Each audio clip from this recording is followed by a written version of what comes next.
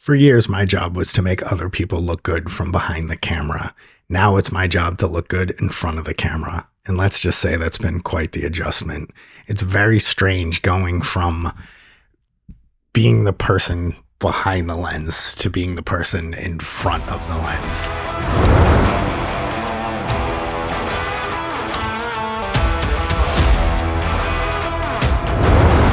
I think I much prefer making other people look good than making myself look good.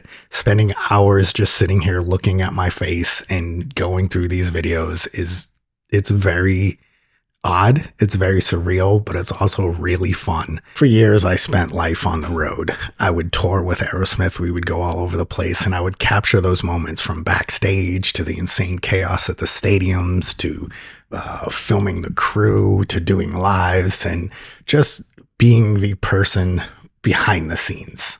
My role was pretty clear. I wasn't the star. I was the person making the stars look good. There was an anonymity to that. There was a freedom to that. There was, I didn't have to make sure that I looked good. I didn't have to make sure that I spoke well.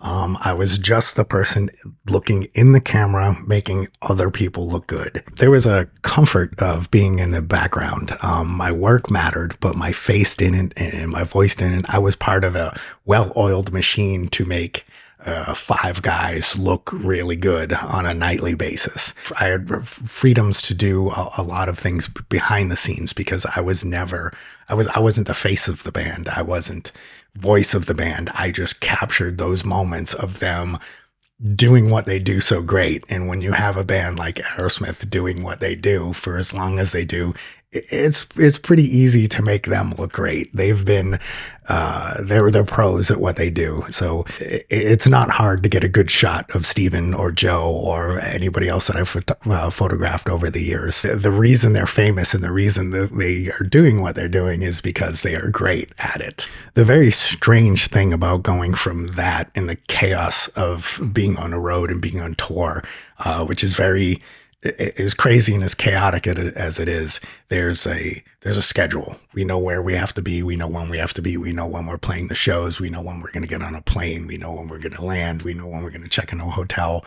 And even though there's all that chaos, there's still things like deadlines. Like at the end of the show, I need to get photos or videos edited really quick, thrown up on social media, sent out to press. So as crazy and as chaotic as it is, there's people I had to answer to. I had to answer to the band. I had to answer to the fans. I had to answer to management. I had to answer to PR people. And I was held accountable. So if I didn't feel like doing a show, it didn't matter. I had to do a show. There's no sick days when you're on tour. There's been many shows where I've had to film and take photos and I've been sick as a dog, but you suck it up and you move on. Now with this whole YouTube thing, I'm not accountable to anybody. Maybe the few followers that follow me, I'm accountable to them. They want to see some videos, but I don't really have anybody breathing down my neck other than maybe my mom who want me to do these videos. Case in point, it's been almost 2 weeks since I sat down to do a video. I tried a couple times, but I just wasn't feeling it. I also, if you can hear, my voice is a little different. I cut the inside of my lip and it's been swollen for about a week. I keep drooling. So if it sounds a little lippy on this one, that's why. Again, there was nobody saying, hey, Aaron, it's been, 14 days or 13 days or however long it's been since my last video. You need to get a video up there. I'm only accountable to myself at this point. There's a beautiful freedom to that, but it's also a double-edged sword. When you're working for somebody else or you're working with deadlines, if you don't give yourself those deadlines and stick to it, it's not going to happen. I'm trying to go about this channel as a career, as a job. There's times where you're researching a story or you're trying to figure out what you're going to do for your next video. And again, nobody's holding you accountable to that. You have to set time and look at it like it's a job.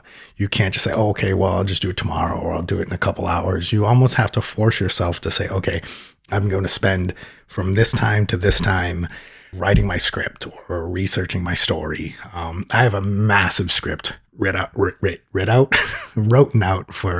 I wrote out a massive script for this video, and some days I don't feel like reading a script. I just want to kind of go off the cuff, but then I sit there and I stumble over my words because I have so many thoughts in my head, and my head keeps going back to like, well, what did you say on the script? So I keep kind of looking at it and peeking down and peeking up to see if I'm kind of on track or on point. There is a point to this, is that you have to set time aside to actually do this, because if you don't, time gets away from you really quick. Again, going from being a person behind the scenes working for somebody else as to being a person in front of the scenes working for nobody. And let's not forget that, I do have a job. This is not my job yet. Hopefully one day maybe I can make this a job, but as of right now, it's not. So I have to make time for my job. I have to make time for my family. I have to make time for cooking, cleaning, eating, going to the gym, which I haven't in the longest time, which is killing me. And I've always had a problem with when things are not regimented, like being on tour, to follow through, to finish, to set time to do those things. I get very easily distracted. I get very easily kind of sidetracked to other things.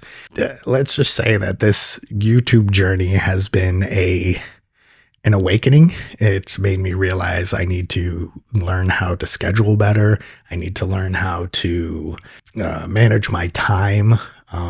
And I have to sit here and stare at my face for hours on end, which, as a photographer and somebody who used to do this professionally for other people, to turn it around and do it on yourself is weird, because again, it's easy to make Joe Perry look cool because he's cool. It's very hard to look at yourself and see the grays or the thinning hair or the wrinkly forehead or the weird things in the backdrop, and to not be overly critical to the point where you paralyze yourself and you think, oh my God, everything's a mess. The sound is a mess. The lights are a mess. The background's a mess. My script is a mess. My delivery is a mess. My mouth is overly just sore today and it hurts to talk. But if I don't sit down and come into this office and at least try to do a video, nobody's going to make me. And that's quite the adjustment. It's a very surreal experience to, like I said, be the one on the other side. I keep doing this because my camera's right there, and usually I'm on that side and I'm making this person look good, but now this person is me. It's a trip, and I love it. It's one of the things that actually is keeping me doing this, because it's fun and I'm learning a lot. I'm learning a lot about myself. I'm learning a lot about this whole process. But the biggest thing is I'm learning a bunch about myself, my weird little tics that I have that I never really noticed. The amount of time that I'm probably sniffling or I play with my ring, or I fold my hands, which I guess is very defensive position or something. I'm feeling very like comforting, or whatever. And I know I probably shouldn't sit like this, but as vanity takes over, I think I look good this way. I think this makes my shoulders and my arms look good, as opposed to I don't know. Do I sit back and do I chill, and do I grab the mic and bring it over here, or do I what is more engaging? Is this more engaging? Like, do I hold my hands like this, or do I move my hands too much when I talk? And again, I just caught myself looking down at myself, not looking at the camera, which again is another weird no. I've spent years, decades, making other people look good. And now I have to sit there and make myself look good. And it's a trip, and it's a learning experience. And anybody who has the opportunity to do it, I suggest you try it and you give it a shot, and you see how surreal it is. But you can also see how fun it is and how freeing it is, because because I don't have the deadlines and I don't have anybody tell me what I need to post. That's extremely freeing, because at the end of a show, I would get emails from managers like, oh, we need 5 pictures of Steven and 2 of Joe. And they want a wide shot of this because, they're running a story and it's got to be in with the next hour. And so you got to go through your photos and you got to do all that stuff. And then, you give them, 40 pictures total, and these are approved, these aren't approved, they need something a little more this, you got a wide, did you do a video? And there's somebody always asking you for something. And even though you're the photographer and you're creating your art in your own eyes, you're not 100%. You're creating your art in what their vision is. It's still, it's weird because it is my vision, because I'm the one who takes a picture. I'm the one who edits it. I'm the one who, composes it and all that. But at the end of the day, it's their vision that I'm bringing to life. With this is all me. There's nobody telling me what to write. There's nobody telling me what to say. There's nobody breathing down my neck saying, you got to get your next video out. It's all on your own shoulders. And again, that's very creativity. That's very freeing, but it's also very terrifying and very paralyzing sometimes, because there's pressure. I don't know what to do. Sometimes you have a mental just block on what to say or how to form a coherent sentence. And as I sit here right now and I'm talking, I'm just like, am I rambling too much? Am I getting my point across? Here's the thing, again, it's going back to what I've said kind of in all these videos. This doesn't matter, because I'm learning, and this is me, and I'm making myself look good. But that's the thing. It's kind of, being in front of the camera. These are things that, and especially even being alone, it's not like there's a director. It's not like there's a writer. It's not like there's a videographer. This is just me and a camera and a fucking microphone and some lights. It's not like I have, I'm doing this for like a TV show and I have to act a certain way or say certain things, or even it being a podcast where I'm interviewing somebody and then I can write down some questions to ask and we can have some banter. This is just me talking to a camera, trying to make myself look good, I guess, is the thing. All I know is it's weird, it's new, it's crazy.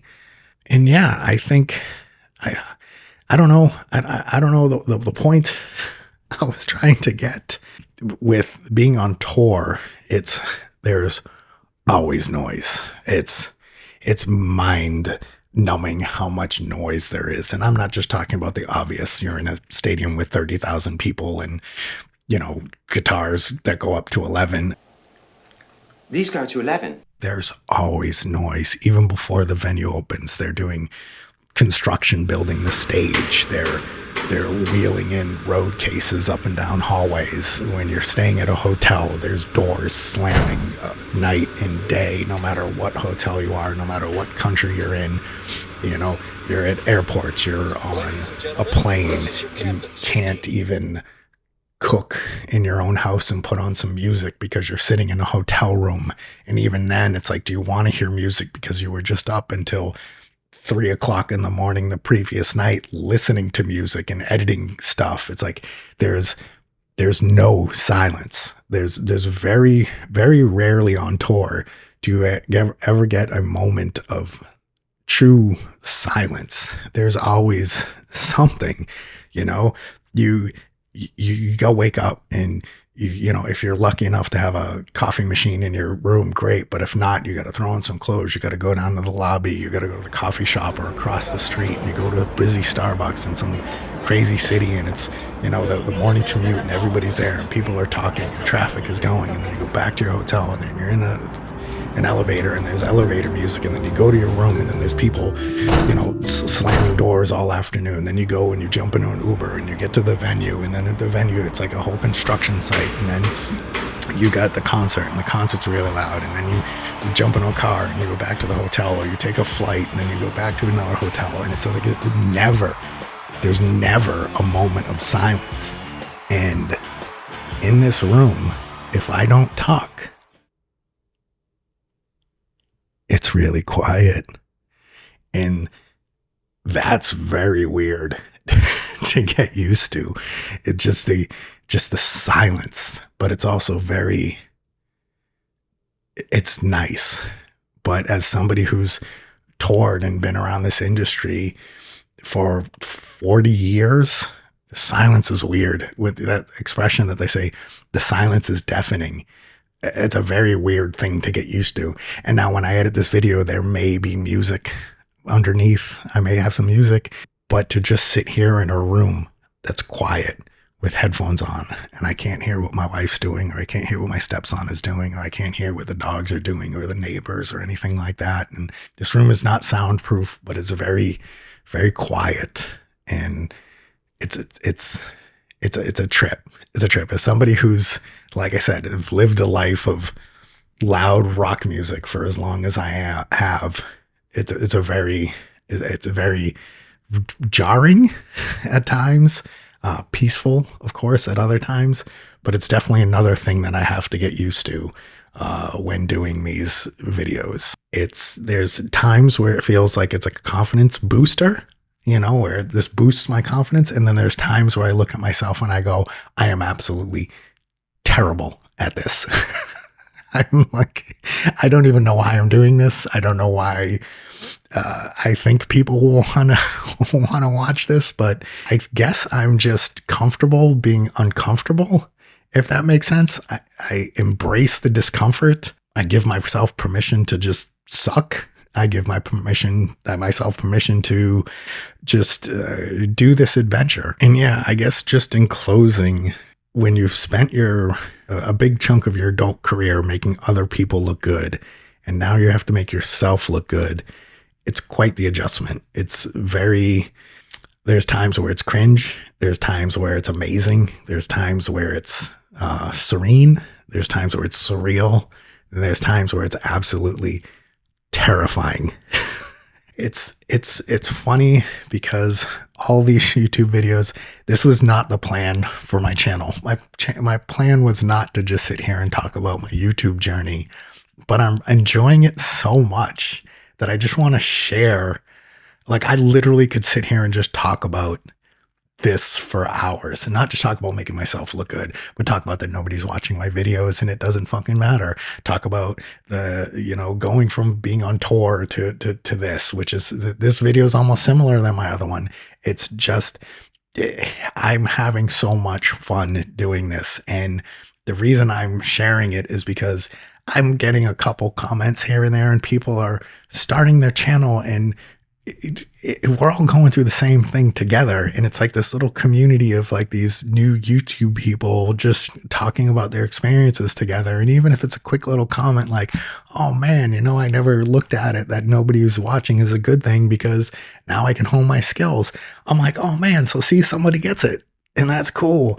And I don't know, I just in closing, I want to give people the courage. That's it. I want to give people the courage to see me doing this and just cringing through one of these videos and how it's all over the place, that it's fun. If you think it's weird being in front of the camera, you're 100% right. If you're having trouble talking in front of the camera, don't worry, you're not alone. If you're not happy with the way your face looks, or the way your lighting is, or the way your background looks, cool, great. We're all going through it. We are our own worst critics. Like I said, it's very easy to make something cool look cool, but it's really hard to make yourself look cool when clearly I am not cool. The freedom is worth it. The not having to answer to somebody else and being able to just put what I want out there is kind of awesome. And I don't know if you got anything out of this, like, subscribe, comment. I really got nothing else to say other than being in front of the camera is a very, very weird thing. That is all. Carry on.